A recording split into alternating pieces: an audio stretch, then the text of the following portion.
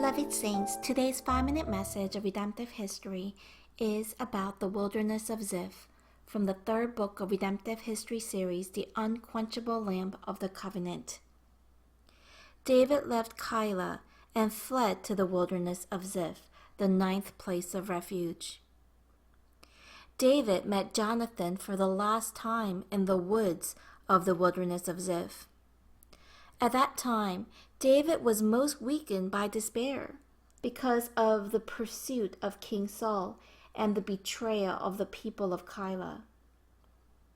However, Jonathan helped David to rely completely on God. Jonathan also imbued David with hope by telling him that he would surely become king. He also gave David confirmation that his father Saul's hands would not touch him, and told them that even Saul knew that David would become king of Israel. This is in 1 Samuel 23, verses 15 to 18. In this overwhelming situation, all of Jonathan's words of faith reached David like the voice of God, and it probably gave him more strength than thousands of troops and horses. In such a way, words of faith can bring hope to those in despair and strengthen the weakened body and heart.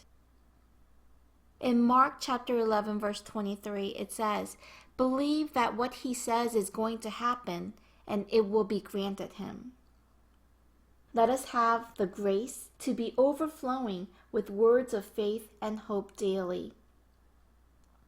Everyone, when David was at the Wilderness of Ziph, people living there reported David's whereabouts to Saul. As a result, David had to flee to the wilderness of Maon in the Arabah to the south of the Judean wilderness. Out of the 16 places of refuge, David stayed in the land of Ziph twice during his 10 years of his life of refuge. And both of those times, the people of Ziph exposed David's location to King Saul.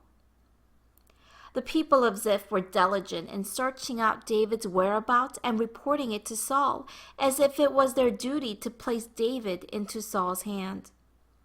As a result, David found himself in a desperate situation where he was surrounded by Saul and his men, while he was hiding in the woods of the Wilderness of Ziph.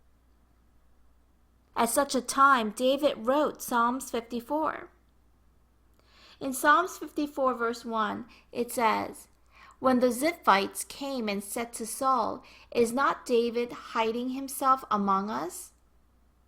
David said, 'Save me, O God, by your name, and vindicate me by your power.'" Everyone, while his enemies were seeking his life, the first thing David did was call out to God and say, "Save me, O God, by your name."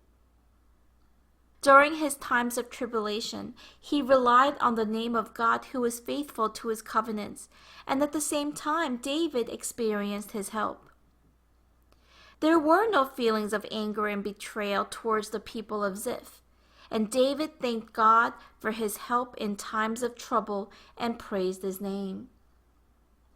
In Psalms 54, verses 6 to 7, it says, "Willingly I will sacrifice to you. I will give thanks to your name, O Lord, for it is good. For he has delivered me from all trouble, and my eye has looked with satisfaction upon my enemies." Everyone, when we face imminent crisis during our lifetime on earth, we should not resort to blame and resentment or give in to complaints regarding our situation. What we need to do instead is to rely on God's name in times of trouble and seek His help until the end. So I pray that we will rely on God to the very end and be delivered. Beloved saints, Ziph in the Wilderness of Ziph means to dissolve or to melt.